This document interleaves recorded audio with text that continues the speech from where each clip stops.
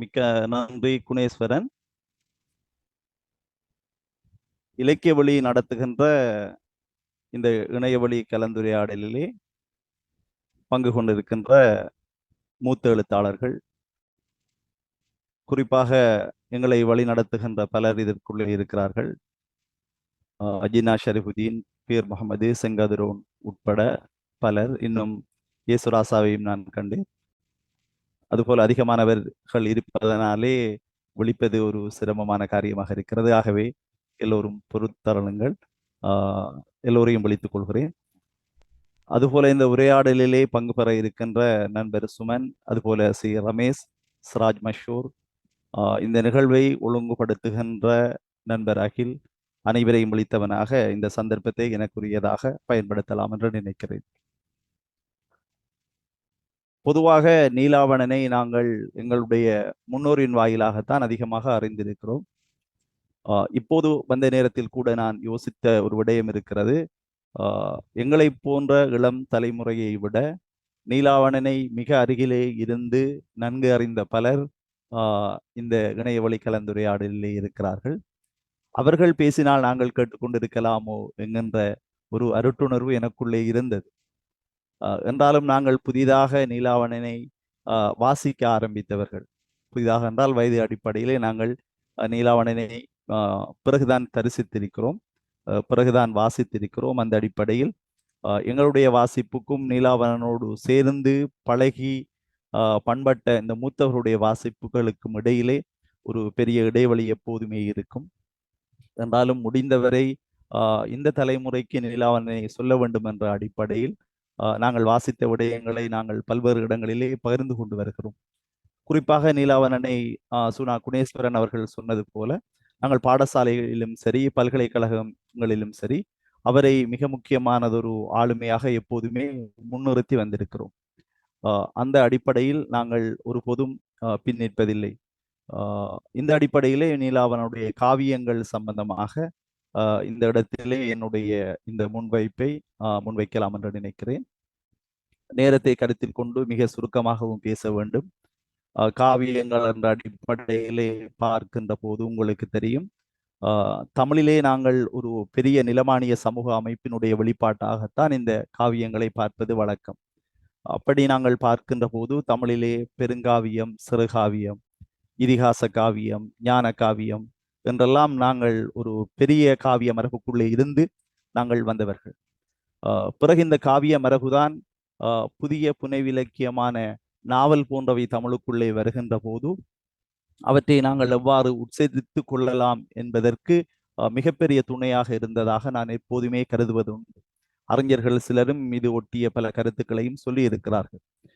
புனைகதையான நாவலை நாங்கள் எவ்வளவு இலகுவாக உள்ளிட்டு கொண்டோமோ அதற்கு பின்னாலே இந்த காவிய மரபு இருக்கிறது என்பது ஒரு பொதுவான ஒரு விஷயமாக நாங்கள் பார்க்கலாம். இப்படியான ஒரு பின்னணியிலேயே தான் இந்த நவீன காவியம் பற்றிய ஒரு சிந்தனையை நாங்கள் முன்வைக்க வேண்டிய ஒரு தேவைப்பாடு இருக்கிறது. குறிப்பாக நாங்கள் பார்க்கின்ற போது 20ஆம் நூற்றாண்டு கால பகுதியிலே தான் ஒரு நவீன காவியத்தினுடைய ஒரு எழுச்சியை நாங்கள் பார்க்கிறோம். குறிப்பாக இந்த பேரரசுகள் இருந்த காலகட்டங்களிலே நாங்கள் பார்த்தோமாக இருந்தால் ஒரு காவியம் படைப்பதற்கும் காவியத்தை எழுதுவதற்குமான ஒரு பெரும் சூழல் இருந்தது. அதுபோல காவியங்களை வாசிப்பதற்கான ஒரு சூழலும் இருந்ததாக நாங்கள் பார்க்கலாம். ஆனால் பிற்பட்ட காலத்தில் நாங்கள் பார்க்கின்ற போது பெரிய காவியங்களை வாசிப்பதற்கான அந்த சூழலும் அந்த நிலைமையும் எங்களுக்குள்ளே மெல்ல மெல்ல மங்கி மறைந்து கொண்டு போகின்ற சந்தர்ப்பத்திலே காவியத்தை எவ்வாறு படைக்கலாம், எவ்வாறு வாசிக்கலாம் என்ற பல சிந்தனை ஓட்டத்துக்கு மத்தியிலே தான் நாங்கள் இந்த நவீன காவியம் சம்பந்தப்பட்ட இந்த விஷயங்களை கொண்டு வர முனைகிறோம். அப்படி பார்க்கின்ற போது தமிழிலே பாரதியாருடைய அந்த வருகைக்கு பிறகுதான் நவீன காவியத்தினுடைய எழுச்சியை நாங்கள் எப்போதுமே வாசிக்க முனைகிறோம். அப்படி பார்த்தால் பாரதியார் இப்ப பாஞ்சாலி சபதத்தினுடைய முன்னுரையிலே ஒரு கூற்றை சொல்வார். எளிய பதங்கள், எளிய நடை, எளிதிலே அறிந்து கொள்ளக்கூடிய சந்தம், பொது சனங்கள் விரும்புகின்ற மட்டு, இவற்றினூடாக காவியம் ஒன்றை தற்காலத்திலே செய்து தருவோன் தான் நமது தமிழ் மொழிக்கு புதிய உயிர் தருவோனாகிறார் என்ற ஒரு அடிப்படையை பாரதி சொல்லியிருப்பார். அதனை ஒட்டியதாகத்தான் தமிழிலே நவீன காவிய மரபு முகிழ்த்ததாக பலரும் சொல்கிறார்கள்.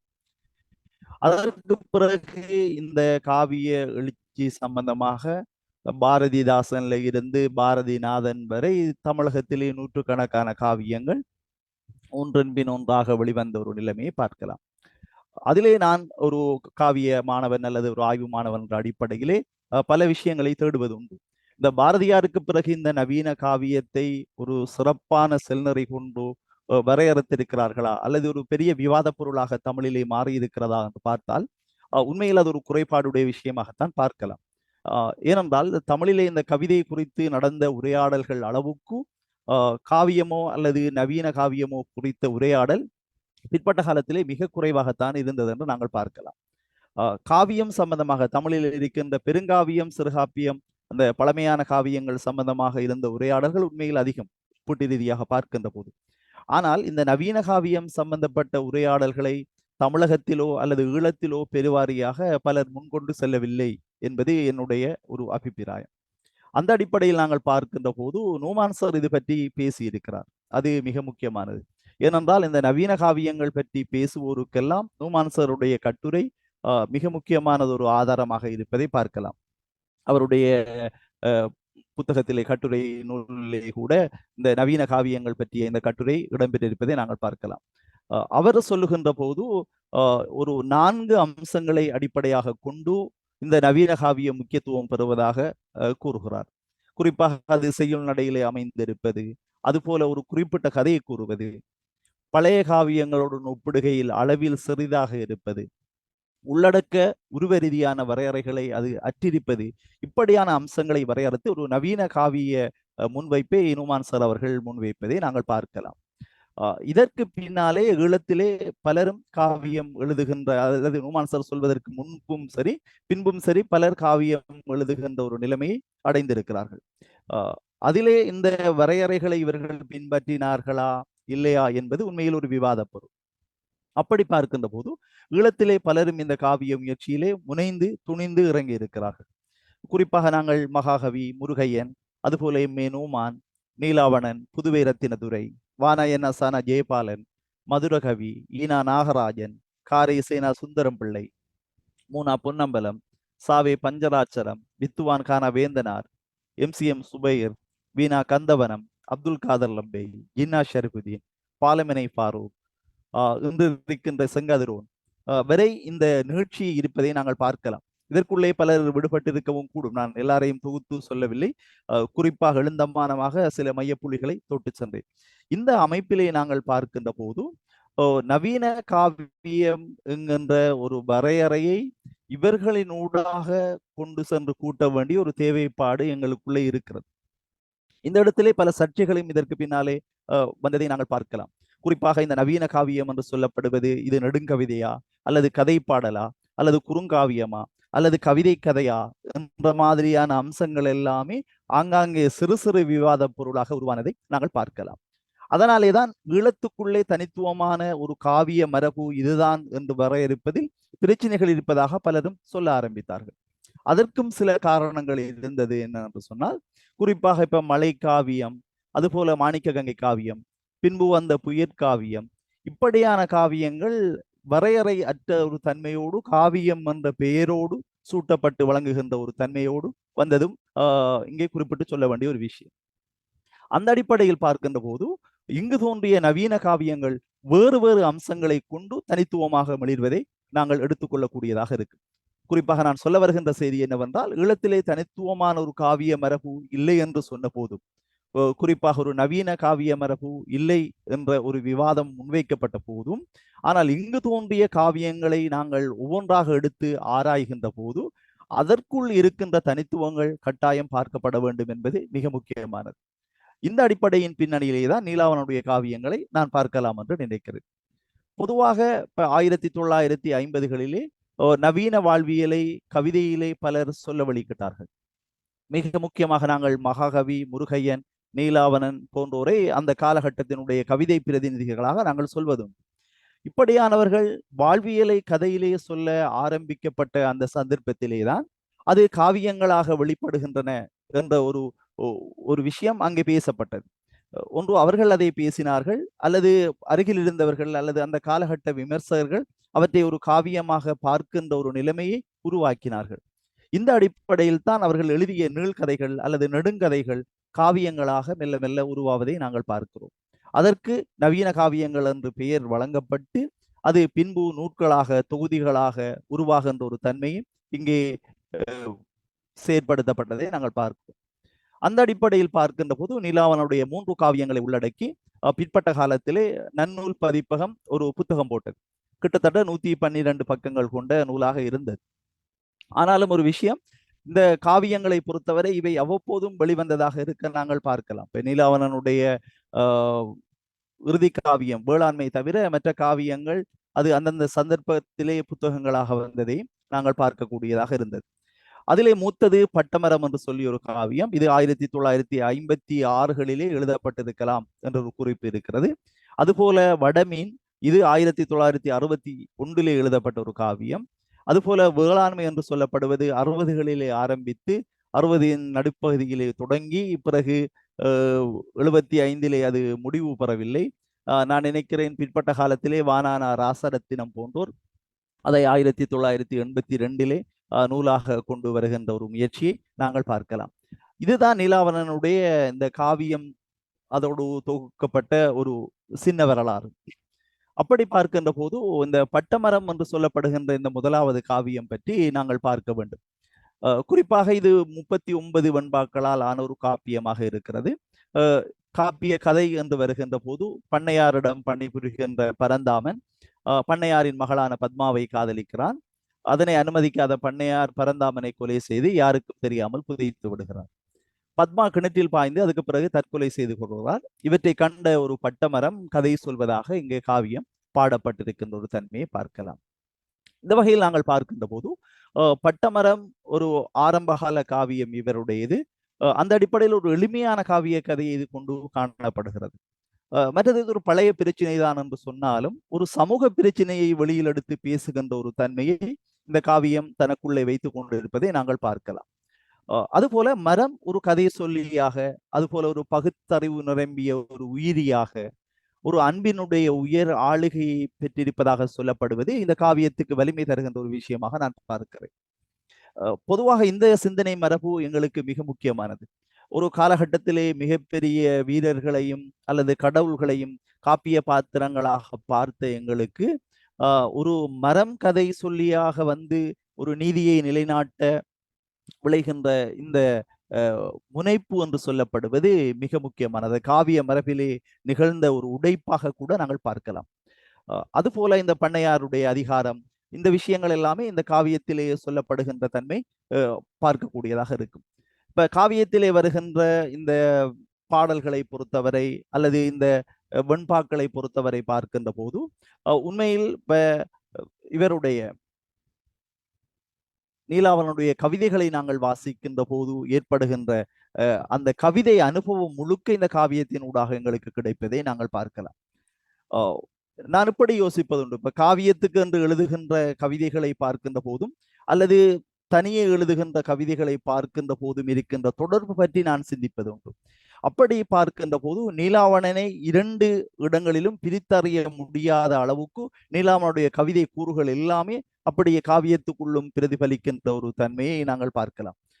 சில பேர் எழுதுகின்ற நீள் கவிதைகளிலே அந்த வித்தியாசம் தெரியும். அவர்கள் உதிரியாக எழுதுகின்ற கவிதைகளை விட காவியத்துக்கு எழுதுகின்ற கவிதைகள் அல்லது நீள் கவிதையாக எழுதுகின்ற கவிதைகளிலே சில வித்தியாசமான பண்புகள் இருப்பதை நாங்கள் பார்க்கலாம். அதுவும் நிச்சயமாக ஒரு ஆய்வு பொருளாக இருக்கும். ஆனால் நீலாவணனை இந்த காவியத்தின் ஊடாகவும் அப்படி வெளியில் இருக்கின்ற ஒரு கவிஞனாக எங்களை நாங்கள் தரிசிக்க நினைப்பது மிக முக்கியமானது. அப்படியான விஷயம் இருக்கும். குறிப்பாக பண்ணையாருடைய அதிகாரத்தை அவர் சொல்லுகின்ற போது அவர் கவிதையிலே சொல்லுவார், என்னுப்பை தின்றே எடுத்த உடலாலே என் மானம் கொன்றாய் இழிப்புலையா, என் மகளை தொட்டே உறவாடி தொன்மை நிலை மறைந்த முட்டாளே உயிரை முடி அப்படி என்று சொல்லுவார். இந்த சந்தம், ஏற்றம், இரக்கம், இப்படியான அம்சங்கள் இப்படி ஒரு வெண்பாவிலே கொண்டு வருவது எல்லாமே நீலாவணனுடைய அந்த பண்பு இந்த கவிதைகளுக்குள்ளே மாறாமல் அப்படி தொடர்வதை நாங்கள் பார்க்கலாம். அதுபோல இந்த காவியத்தினுடைய முடிவு என்று சொல்லப்படுவதும் ஒரு சோகம் சார்ந்த ஒரு அனுதாப உணர்வை வெளிப்படுத்துகின்ற ஒரு முடிவாக இருப்பதை பார்க்கலாம். இது அந்த காலகட்ட இலக்கியத்தை வாசிக்கின்ற பொதுமக்களை தன்னுள் ஈர்ப்பதற்காக, அல்லது ஒரு கருத்தியலை அதற்குள்ளே கொண்டு வந்து அந்த மக்களை தன்வசப்படுத்துவதற்காக அவர் எடுத்த முடிவாக கூட இருக்கலாம். அப்படியான ஒரு சோக இலையை அதிலே தவள விட்டு அந்த முடிவை அவர் முடித்துக் கொள்வது மிக முக்கியமான ஒரு விஷயமாக அந்த காவியத்திலே நான் பார்க்கிறேன். குறிப்பாக அந்த பட்டமரம் இறுதியிலே சொல்லும், பட்டமரம் என் கதையை பாட்டாக கேட்டீர்கள், மட்டிலாதுள்ள மகிழ்வுற்றேன், தட்டுகிறான் காற்றென்னை கண்டு கலங்காதீர் போகிறேன், போற்றாதீர் காதலை பொய் அப்படி என்று சொல்லுவார். அப்ப இதுல சொல்லுகின்ற போது அந்த பட்ட மரத்தினுடைய அந்த குறியீடு என்று சொல்லப்படுவது மிக முக்கியமானது. அவர் தேர்ந்தெடுத்தது ஒரு ஆரோக்கியமான மரம் அல்ல, ஒரு பட்ட மரம் என்று சொல்லப்படுகின்ற அந்த உயிரற்ற ஒரு மரத்தை தேர்ந்தெடுத்து ஒரு உயிருள்ள கதையை சொல்வதற்கு இந்த காவியத்தை அவர் பயன்படுத்தியிருக்கிற அந்த பொருத்தப்பாடு என்று சொல்லப்படுவது குறிப்பாக 1950 கால பகுதியிலே நீலாவணன் தெரிவு செய்த மிக முக்கியமான ஒரு விஷயமாக நாங்கள் பார்க்கலாம். அது தமிழ் மரபிலும் இப்படி சில விஷயங்கள் இருக்கிறது. நல்லதங்காள் கதையில் கூட வருகின்ற அந்த பட்டமரம் சார்ந்த செய்திகள் அந்த வாசகர்களுக்கு வாசிக்கின்ற போது ஒரு சோகத்தை அந்த இடங்களிலே ஒரு உலையை ஏற்படுத்துகின்ற தன்மையை பார்க்கலாம். குறிப்பாக இப்ப இன்றைய சினிமா தயாரிப்பாளர்கள் அல்லது டைரக்டர்ஸ் கூட சில காட்சிகளை இப்படியான அமைப்பிலே அமைப்பார்கள். ஒரு காதல் காட்சி வருகின்ற போது ஒரு மலையை பின்னணியாக கொண்டு வருவது, அல்லது ஒரு ரயிலோடு சம்பந்தப்பட்ட ஒரு ஒரு ரயில்வே ஸ்டேஷன் இப்படியான ஒரு தொடரை கொண்டு வருகின்ற போது இந்த வாசக ஈர்ப்பு என்பது மிக முக்கியமானது. அப்ப அந்த காலகட்டத்திலே நீலாவணன் போன்றோர் இப்படியான ஒரு வாசக ஈர்ப்பை பெறுகின்ற முயற்சியிலும் இருந்திருக்கிறார்கள் என்று அந்த காவியத்தை ஒரு சுவைப்பட வாசிப்பவர்கள் அதை பார்க்கலாம். இப்படி அது சொல்லக்கூடியதாக இருக்கும் பல விஷயங்கள் இருக்கிறது. நாங்கள் ஓரளவுக்கு பேசிக்கொண்டு போகலாம். அடுத்ததாக இவருடைய இந்த வடமீன் காவியம் என்று சொல்லப்படுவது இது ஒரு முக்கியமான காவியமாக பார்க்கப்படுகிறது. இது 47 விருத்தப்பாக்களால் அமைய பெற்றிருக்கிற ஒரு காப்பியம். குறிப்பாக தன்னுடைய ஊரிலே இருந்து கொழும்புக்கு வந்து குடியேறிய ஒரு தம்பதிகளை பற்றியதான காப்பியமாக இது இருக்கிறது. கணவன் தன் வீட்டிலே வாடகைக்கு இருக்கின்ற இளைஞனோடு தன் மனைவியை தொடர்புபடுத்தி சந்தேகிக்கிறதும், பிறகு ஒரு பிரச்சனை உருவாவதும் அந்த பிரச்சனையை தீர்ப்பதுமான கதை அம்சத்தை தான் இந்த காவியம் தன்னுடைய கதை அம்சமாக கொண்டிருக்கிறது. குறிப்பாக இதில் இந்த மாத சம்பளம் பெறுவோருடைய திண்டாட்டங்கள், சிக்கல்கள், போராட்டங்கள் கதையிலே சொல்லப்பட்டிருக்கிறது. நான் நினைக்கிறேன் ஒரு ஆசிரியர் தொழில் சார்ந்த ஒரு பின்னணியை நீலாவணன் கொண்டிருப்பதாலும் இந்த விஷயங்கள் அவருடைய உதிரியான கவிதைகளில் கூட வரும். இப்ப ஏற்கனவே இப்ப இன்று உனக்கு சம்பளமா, கடலே இன்று உனக்கு சம்பளமா என்கின்ற அந்த கவிதையில் கூட அவர் ஆசிரியர் திண்டாட்டங்களை அப்படியே சொல்லி கொண்டு போவார். இப்ப இதுல இந்த மாத சம்பளம் பெறுகின்றவர்களுடைய திண்டாட்டம், சிக்கல், போராட்டம், அது குடும்பத்துக்குள்ளே எந்த விதமான விளைவுகளை ஏற்படுத்தும் என்கிறது எல்லாமே அவர் தன்னுடைய காவிய கதையிலேயே சொல்லி கொண்டு போகின்ற விஷயமா பார்க்கலாம். இப்ப கதை சிக்கலை கொழும்பு வாழ்க்கையினூடாகவும் கதை சொல்லும் முறையினூடாகவும் ஏற்படுத்துகின்ற ஒரு தன்மையை அவர் இந்த காவியத்தின் ஊடாக கொண்டு வந்ததை நான் ஒரு புதுமையாக பார்க்கிறேன். பொதுவாக இப்ப கொழும்பு வாழ்க்கை என்று சொன்னாலே அது ஒரு கதை சிக்கலானது தான். ஏனென்றால் அங்கிருக்கின்ற அந்த நெருக்கடியான வாழ்க்கை முறை என்று சொல்லப்படுவது மிக முக்கியமானது. அது இப்ப கொழும்பு என்று சொன்னாலே எங்களுக்கே அது வெளிப்படையாக தெரியும். அது ஒரு சிக்கலான வாழ்க்கை அமைப்பு கொண்டதுதான். எல்லா விதத்திலையும் எந்த ரூபத்திலும் அது சிக்கலை எங்களுக்கு கொண்டு வந்து சேர்க்கும்.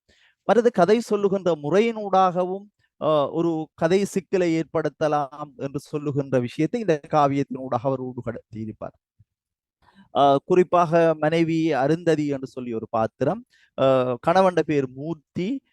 அவங்க 2 பேருக்குள்ள ஒரு சந்தேகம் இந்த வருவதற்கு முன்னமே நீலாவணன் காட்சிகளினூடாக அந்த சந்தேகத்தை எங்களுக்கு மெல்ல மெல்ல ஏற்படுத்துவார். அது மிக முக்கியமானது. பொதுவாக ஒரு சம்பவம் நடந்து முடிந்ததற்கு பிறகு நாங்கள் சந்தேகம் கொள்ளுகின்ற ஒரு விஷயம் இருக்கும். ஆனால் இங்கே நீலாவணன் அப்படியான விஷயம் எல்லாம் நடப்பதற்கு முன்பே கதையில் இருந்தே மெல்ல மெல்ல ஒரு சந்தேகத்தை வளர்த்து அந்த வாசகரை கூட்டி செல்லுகின்ற ஒரு விஷயத்தை கொண்டு வருவார். அதற்கு அவர் சில உத்திகளை எல்லாம் பயன்படுத்துகிறார். அது பற்றி பல மாற்று அபிப்பிராயங்கள் பலருக்கும் இருக்கலாம். குறிப்பாக நீலாவணன் கவிதைகளிலே இருக்கின்ற அந்த இரட்டை அர்த்தங்கள் சார்ந்த அந்த பாலியல் சார் வெளிப்பாடுகள் அது ஒரு விமர்சனமாகவும் சில வேளை பார்க்கப்படுவது உண்டு. ஆனால் நீலாவணனுடைய தனித்துவமாகவும் அதனை பேசலாம் என்பதற்கு இந்த காவியம் ஒரு சாட்சியாக இருக்கிறது. அது தவிர அவை ஒரு படிமங்களாக வெளிப்படுகின்ற ஒரு தன்மையை நாங்கள் பார்க்கலாம். அது மிக முக்கியமான அம்சமாக இருக்கும். குறிப்பாக அந்த பெண் அந்த இளைஞனுடைய அறைக்குள்ள போறதுக்கு முந்தி அவள் காணுகின்ற காட்சியை பற்றி சொல்லுவார் இல்லையா? ஒரு பூனை ஒரு எலியை பிடிப்பது போன்ற ஒரு காட்சியை அங்கே ஒரு படிமமாக உருவமாக அவர் சித்தரிச்சிருப்பார். பிறகு அவள் அந்த அறைக்குள்ள போய் வெட்டக்கரங்கினதுக்கு பிறகு அந்த இளைஞன் அந்த சுவரை பார்க்கிறான். சுவரில் அந்த பள்ளிகள் புணர்கின்ற அந்த காட்சி அவனுக்கு தெரிகிறது. அதற்கு பிறகு அது கதையில வரமாட்டா. ஆனா கதையில் அவர்கள் காணுகின்ற சம்பவங்களினூடான ஒரு படிமமாக குறியீடாக நீலாவணன் அப்படியே ஊடுகடத்தி கொண்டு செல்வது மிக முக்கியமான ஒரு விஷயம்.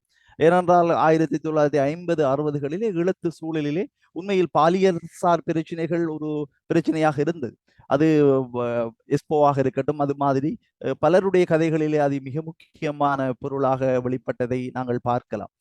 அந்த விஷயங்கள் நீலாவணனுக்குள்ளும் அது மெல்ல மெல்ல நகர்ந்திருக்கலாம், அல்லது வாசகர்கள் அவற்றை தேடி வாசிக்கின்ற ஒரு பண்பு இருந்திருக்கலாம். அவற்றை பற்றி நாம் வெளிப்படையாக பேசலாம். அது மிக முக்கியமான ஒரு பிரச்சனை. ஆகவே அவற்றை நாங்கள் பார்க்கலாம். இந்த காவியத்தை பொறுத்தவரையிலே இந்த காவியத்துக்கு வடமீன் என்று பேர் வைத்திருக்கிறார். அது மாதிரி இந்த காவியத்திலே வருகின்ற பெண் அருந்ததி. அருந்ததி என்று சொல்லப்படுவதை ஒரு குறியீடான ஒரு பாத்திரமாக ஒரு பெண்ணாக அவர் அதற்குள்ளே கொண்டு வந்திருப்பது மிக முக்கியமானது. அருந்ததி என்று சொன்னால் கற்புள்ள பெண் அப்படி என்று சொல்லியும் ஒரு பொருள் இருப்பதாக சொல்லப்படுகிறது. அதுபோல அருந்ததி நட்சத்திரம் இருக்கிறது. திருமண நிகழ்வுகளிலே, தமிழர் திருமண நிகழ்வுகளிலே அம்மை மிதித்து அருந்ததி நட்சத்திரத்தை பார்க்கின்ற அந்த வைபவம் எல்லாம் இருக்கிறது. இப்ப இதற்கு பின்னாலே இருக்கின்ற அரசியல் அந்த பெண் கற்புள்ளவளாக இருக்க வேண்டும் என்பதற்கான ஒரு குறியீடே அன்றி வேறு இல்லை. அப்படியான ஒரு சந்தர்ப்பத்திலே அருந்ததி நட்சத்திரத்துக்கு வடமீன் என்றும் ஒரு பொருள் இருக்கிறது. ஆகவே இந்த ஒரு பெண்ணிய நோக்கிலும் இந்த வடமீன் கட்டாயம் பார்க்கப்பட வேண்டும். அல்லது இந்த பெண்ணை அவர் எவ்வாறு இந்த காவியத்திலே வருகின்ற அருந்ததி என்று சொல்லுகின்ற பெண்ணை எவ்வாறு வடமீனாக பார்க்கிறார் என்கின்ற ஒரு விஷயம் மிக முக்கியமானது. அது பற்றியும் பேச வேண்டும் என்பது என்னுடைய அவா. பொதுவாக இதில் கடைசியிலே ஒரு பாட்டிலே வரும், பூலோகம் எங்கும் கற்பை புதுப்பிக்கும் வடமீன் நங்கை அப்படி என்று சொல்லி அந்த அருந்ததியை அவர் விடுதலை செய்வார். கணவனுடைய சந்தேகத்தில் இருந்து அந்த அருந்ததியை எவ்வாறு இறுதியில் விடுதலை செய்கிறார் என்று சொல்லப்படுவதுதான் இந்த காவியத்தினுடைய அடிப்படையாக இருக்கும். குறிப்பாக இந்த வடமீன் காவியத்தினுடைய இந்த கடைசி பகுதியிலே தான் அந்த முடிச்சை அவர் அவிழ்த்து விடுகிறார், அவிழ்த்து வைக்கிறார் என்பது அந்த வாசகரை இறுதி வரையிலேயே ஒரு சஸ்பென்ஸ் நிலையிலேயே கொண்டு வந்து வைப்பதாக பார்க்கின்ற ஒரு காவியம். அந்த அடிப்படையிலும் இந்த காவியம் வாசிப்பு செய்யப்படலாம் என்பது முக்கியமான ஒரு அம்சம். இறுதியாக இவருடைய இந்த வேளாண்மை காவியம் சம்பந்தமாக சில விஷயங்களை நாங்கள் பார்க்கலாம். பொதுவாக இதனை ஒரு முற்றுப்பெறாத காவியம் என்று சொல்லித்தான் எல்லோருமே வரையறுக்கிறார்கள். இது பற்றி நான் நினைக்கிறேன் இந்த சண்முகம் சிவலிங்கம் வெகுவாக சிலாகித்திருக்கிறார். அவர் சிலாகித்திருக்கின்ற விஷயங்களை நாங்கள் பல இடங்களிலே பார்க்கலாம். குறிப்பாக இந்த இடத்திலே நான் விளைச்சல் காவியம் எழுதிய செங்கதிரோன் இருக்கிறார். அவருடைய நூல்களிலும் அவர் இந்த விளைச்சல் காவியத்தை எழுதி முடித்ததற்கு பிறகு பின்னுக்கு பல உரைகள் இருக்கிறது. கட்டாயம் அந்த உரைகள் வாசிக்கப்பட வேண்டும். அப்படி வாசிக்கப்படுகின்ற போதுதான் இதனுடைய ஒரு முழுமையை நாங்கள் அறிந்து கொள்ளலாம். இந்த வேளாண்மை காவியம் ஏன் இந்த அளவுக்கு அது முற்றுப்பெறவில்லை, ஏன் அது விமர்சிக்கப்படுகிறது, அவற்றை ஏன் பலரும் ஒரு செல்லமாக கடிந்து கொள்கிறார்கள், கோபிக்கிறார்கள், உரிமையோடு நீலாவணனை சீண்டுகிறார்கள் என்கின்ற பல அம்சங்கள் எல்லாம் இதற்குள் இருக்கிறது. அது ஒரு வகையில் சுவாரஸ்யமான அம்சங்களும் கூட தான். அப்படி நாங்கள் பார்க்கின்ற போது அது முற்றுப்பெறாத காவியம் என்ற அடிப்படையிலே நான் ஏற்கனவே சொன்னது போல அது நூமான் சார் ஒரு இடத்திலே சொல்லுவார், அது 1960களிலே முகிழ்த்தது. ஏனண்டா 60களில் நூமான் சார் நேரடியாக சந்திக்கின்ற போது, நீலாவணனை சந்திக்கின்ற போது அந்த பாடல்களை எல்லாம் பாடி காட்டிய விஷயங்களை அவர் சொல்கிறார். அது என்னுடைய மனதிலும் இருப்பதாக அவர் சில பாடல்களை நூமான் சார் அடிக்கடி பாடி காட்டுகின்ற தன்மையும் நாங்கள் பார்க்கிறோம். அதற்கு பிறகுதான் வானானா ராசரத்தினம் அந்த பிரதிகளை கண்டுபிடித்து வானானா ராசரத்தினம் வைத்திருந்த அந்த அச்சகத்திலேயே அவர் 1982 தான் வேளாண்மை காவியத்தை பதிப்பிக்கிறார் என்பது மிக முக்கியமான ஒரு அம்சம். வேளாண்மை காவியத்தை பொறுத்தவரையில் நீலாவணன் கண்ட ஒரு மிக முக்கியமான கனவாக நாங்கள் அதை பார்க்கலாம். அது கனவு மட்டுமல்ல, அது ஒரு கிழக்கு பிராந்தியத்தினுடைய நடுநாயகமாக இருக்கின்ற மட்டக்களப்பு பகுதியினுடைய ஒரு வாழ்வியல் பண்பாட்டு கோலங்களை அது அப்படியே கொண்டு வந்து எங்களுக்கு தருகிறது. அதுதான் மிக முக்கியமானது. இப்ப இந்த காவியம் இந்த குடலை கதிர் ஆகிய 2 பகுதிகளை கொண்டமைந்திருந்தது. பொதுவாக எங்களுக்கு தெரியும் வேளாண்மை என்பது வெள்ளாண்மை என்றும் சொல்வார்கள். இங்கே மக்கள் பிரதானமாக மேற்கொள்ளுகின்ற ஒரு பயிற்சிகை, அதுதான் எங்களுடைய வாழ்வாதாரம். அப்படி பார்க்கின்ற போது அதனுடைய அந்த பல பருவங்கள் இருக்கிறது. அதிலே மிக முக்கியமான ஆரம்ப பருவம், குடலை பருவம், அதுபோல இந்த கதிர் பாருகின்ற அந்த பருவம் என்று சொல்லுகின்ற அந்த பகுதிகளை அடிப்படையாக கொண்டு அவர் அவற்றை பிரித்திருப்பது மிக முக்கியமான ஒரு விஷயம். இதிலே வானான ராசரத்தினம் அந்த நூலுக்கு எழுதிய பதிப்புரையில், வேளாண்மைக்கு எழுதிய பதிப்புரையில் இருக்கின்ற ஒரு குறிப்பு மிக முக்கியமானது. அவர் சொல்கிறார், இந்த காவியத்தின் மூலம் இயந்திர நாகரிகத்தால் கற்பழிந்து விடாத மட்டக்களப்பின் குமரி அழகினையும் மட்டக்களப்பாரின் விருந்திருக்க உண்ணாத வேளாண்மை தனத்தையும் வெளியுலகுக்கு காட்டத்தான் நீலாவணன் ஆசைப்பட்டிருக்கிறார் என்பது துலாம்பரமாகிறது என்று சொல்கிறார். அப்படி பார்க்கின்ற போது இதற்குள்ள இருப்பது ஒரு அழகிய கதை. நாங்கள் பார்த்தால் இந்த கந்த போடி, அழகி போடி என்று சொல்லி 2 பேர் இருக்கிறார்கள். போடி என்பது இங்க இருக்கின்ற ஒரு அதிகார மேட்டிமைத்தனமான வாழ்க்கை வாழுகின்ற அந்த வேளாண்மைக்கு சொந்தமாக இருக்கின்றவர்கள். அப்படியான இந்த 2 போடிகளும் மாறி மாறி கந்த போடியினுடைய தங்கையை அழகி போடியும், அழகி போடியினுடைய தங்கையை கந்த போடியும் மாறி மாறி திருமணம் செய்கிறார்கள்.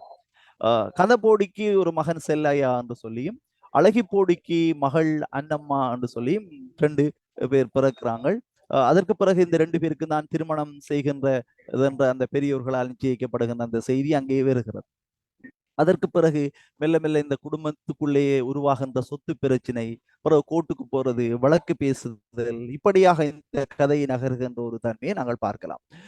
இறுதியிலே இந்த அன்னத்துக்கு நடக்கின்ற இந்த பூப்புனித நீராட்டு சடங்கோடு இந்த குடும்பங்கள் இணைவதாக இந்த கதை நகர்ந்து செல்வதுதான் இந்த காப்பியத்தினுடைய அடிப்படையான ஒரு அம்சமாக நாங்கள் சொல்லலாம். அப்படியே நாங்கள் பார்க்கின்ற இடத்திலே மட்டக்களப்பினுடைய இந்த பழகு தமிழ் சொற்களுடைய பயன்பாடுகள் விருத்தப்பாக்களினூடாக மிக அழகாக சொல்லப்பட்டதாக கூறப்படுகிறது. உண்மையில் மட்டக்களப்புக்கு என்று இருக்கின்ற தனித்துவமான அம்சங்களிலே மிக முக்கியமானது அங்கிருக்கின்ற இந்த கிளைமொழி சொற்கள். அந்த வேர் சொற்கள் என்று சொல்லப்படுகின்ற கிளைமொழி சொற்கள் எங்களுடைய பண்பாடு. உண்மையில் அது மட்டக்களப்பு பண்பாடு என்று சொல்லுகின்ற போது வெறுமனே மட்டக்களப்பு சார்ந்த பண்பாடாக இல்லாமல் அது அம்பாறையோடு சார்ந்த ஒரு பண்பாடாகவும் நாங்கள் பார்க்கக்கூடிய அளவுக்கு மிக நெருக்கமான ஒரு பண்பாட்டு இணைவை தந்திருக்கின்ற விஷயத்தை நாங்கள் பார்க்கலாம். அது மாத்திரமல்லாமல் அது தமிழர்களோடும் இங்கு கலந்து வாழ்கின்ற முஸ்லிம்களோடும் இணைந்த ஒரு பண்பாட்டை அது வெளிக்கொண்டு வருவது மிக முக்கியமான ஒரு விஷயம். அந்த அடிப்படையில் ஒரு நவீனத்துக்கு முந்தைய மட்டக்களப்பு பண்பாட்டை இவர் கொண்டு வந்திருப்பதாகத்தான் இந்த காவியத்தின் ஊடாக நாங்கள் பார்க்கலாம். அதுபோல இந்த செல்லம், அந்த அன்னம், அவங்களுடைய காதல் உணர்வு எவ்வாறு கிராமிய பண்பாட்டோடு சொல்லப்பட்டிருக்கிறது. குறிப்பாக இந்த சித்திரை புத்தாண்டு, பூப்புனித நீராடல் சடங்கு, தேரெழுத்தல், கூத்துக்களறி, இதெல்லாம் உயிர்ப்போட எப்படி சொல்லப்பட்டிருக்கு சொல்லுவதுதான் இந்த காப்பியத்தினுடைய அடிப்படையாக நகர்வதை பார்க்கலாம். இந்த இடத்துலதான் சண்முகம் சிவலிங்கம் அவரோடு முரண்படுகின்ற ஒரு தன்மையை நான் பார்க்கிறேன். அவர் குறிப்பாகத்தான் சொல்லுது, இப்ப இதையெல்லாம் நீ சொன்ன, நீ ஏன் அந்த ஒரு திருமணத்தை, ஒரு விழாவை இப்படி எல்லாம் சொல்ல வேண்டும் என்று நாங்கள் பார்த்திருந்தோம், நீலாவணனை நீ சொல்லவில்லை என்ற அந்த செல்லக்கோபம் அவரினூடாக வெளிப்படுவதை நாங்கள் பார்க்கலாம். அது உண்மையிலே ஒரு ஏக்கமாக, ஒரு வெப்பு சாரமாக, ஒரு கோபமாக வெளிப்படுகின்ற ஒரு தன்மை இருக்கிறது. அது மாத்திரமல்லாமல் இந்த மட்டக்களப்பினுடைய உணவு பண்பாடு, விருந்தோம்பல், இவை எல்லாவற்றையுமே மிக நேர்த்தியாக சொல்லிக் கொண்டு போகிறார். அதனாலதான் ஒரு இடத்துல நோமான் சார் சொல்லார், நீலாவணன் என்று சொல்லப்படுபவர் ஒரு மானிடவியலாளர், அது மாத்திரமல்லாது ஒரு சமூகவியலாளர். இந்த 2 நோக்கும் கவித்துவம் ஒன்றிணைந்த ஒரு படைப்பாகத்தான் நாங்கள் வேளாண்மையை பார்க்கலாம் என்று சொல்லி அவர் சொல்வது மிக முக்கியமானது. இந்த இடத்துல நான் பதிவு செய்யக்கூடிய ஒரு விஷயம் இருக்கிறது. இங்கே செங்கதிரோனும் இருக்கிறார். இது பலருக்கு தெரியாத அம்சமாக இருக்கலாம். வேளாண்மை என்பது முற்றுப்பெறாத காவியம் என்ற அடிப்படையில் அது பார்க்கப்படுகின்ற போது நிச்சயமாக அதை முற்றுப்பெற வைக்கின்ற ஒரு தேவையைத்தான் இங்கே செங்கதிரோன் ஏற்றிருந்தார். அதனாலேதான் அவர் விளைச்சல் என்று சொல்லி அந்த காவியத்தினுடைய தொடர்ச்சியை அவர் எழுத ஆரம்பித்தார். அதிலே நான் அதிசயிக்கின்ற பல விஷயங்கள் இருக்கிறது. இப்ப நீலாவணனை வாசித்த ஒருவராலே நீலாவணனை எழுத முடியாது. ஆனால் நீலாவணனை முழுமையாக உள்வாங்கிய ஒருவராலே தான் அதனை எழுத முடியும். அது மிக இலகுவான ஒரு உள்வாங்கல் அல்ல. நீலாவனுடைய கவிதைகள், நீலாவணன் ஒரு பண்பாட்டை சொல்லுகின்ற விதத்தில் இருக்கின்ற நேர்த்தி, அங்கே இருக்கின்ற ஒழுங்கு, அதையெல்லாமே மிக அருகிலிருந்து பார்த்து நீலாவனுடைய மனச்சாட்சி எழுதுவது போல எழுதுகின்ற ஒருவராலே தான் எழுத முடியும் என்ற அடிப்படையிலே நான் 2 காப்பியங்களையும் ஓரளவுக்கு அருகிலே வைத்து வாசித்தேன். வேளாண்மையும் வாசித்தேன், விளைச்சலையும் வாசித்தேன். இரண்டையும் வாசிக்கின்ற போது எங்களுக்கு உண்மையில் விளைச்சல் நீலாவணன் எழுதியது போலவும் வேளாண்மை செங்கதிரோன் எழுதியது போலவுமான ஒரு பிரமையை தந்தது. செங்கதிரோன் இங்கே இருப்பதற்காக நான் முகமனாக இதை கூறவில்லை, ஆனால் ஒரு ஆய்வு மாணவனாக நான் பார்க்கின்ற போது இவ்வகையான ஒரு தொடர்ச்சி இருப்பதை பார்க்கலாம். ஆகவே வேளாண்மையை வாசிக்க விரும்புகின்றவர்கள் விளைச்சலோடு சேர்த்து வாசிக்கின்ற போது அந்த முழுமையை நாங்கள் ஓரளவுக்கு பெற்றுக்கொள்ளலாம் என்பதுதான் முக்கியமான அம்சம். ஆகவே இப்ப நிறைய பேசலாம் இந்த காவியம், அதனுடைய கவிதைகள், அதனுடைய மொழி என்று ஒவ்வொன்றாக அடுக்கு பிரித்து பிரித்து பேசக்கூடிய ஒரு சூழல் இருக்கிறது. ஆனாலும் நேரம் என்பது மிக முக்கியமானது. இந்த அடிப்படையில் நான் யோசித்தது என்னென்றால், இந்த 3 காவியங்களையும் ஓரளவுக்கு நான் வாசித்த அனுபவங்களை உங்களோடு பகிர்ந்து கொள்வதும் ஒரு அறிமுகத்தை செய்வதுமான ஒரு விஷயமாகத்தான் நான் இதனை பார்க்கிறேன். இன்னும் ஆழமாக நாங்கள் போய் தேடுகின்ற போது இதற்குள்ளே இன்னும் நிறைய விஷயங்கள் வரும் என்கின்ற ஒரு விஷயத்தை நான் சொல்லிக் கொள்ளலாம் என்று நினைக்கிறேன். அப்படி சொல்லிக் கொள்வதோடு எனக்கு தந்த பணியை ஓரளவுக்கு நான் பூர்த்தி செய்திருக்கிறேன் என்று நம்புகிறேன். ஆகவே இத்துடன் என்னுடைய உரையை முடித்துக் கொள்கிறேன். இந்த உரையை செவிமடுத்த அனைவருக்கும் நன்றி கூறி விடைபெறுகிறேன். நன்றி, வணக்கம்.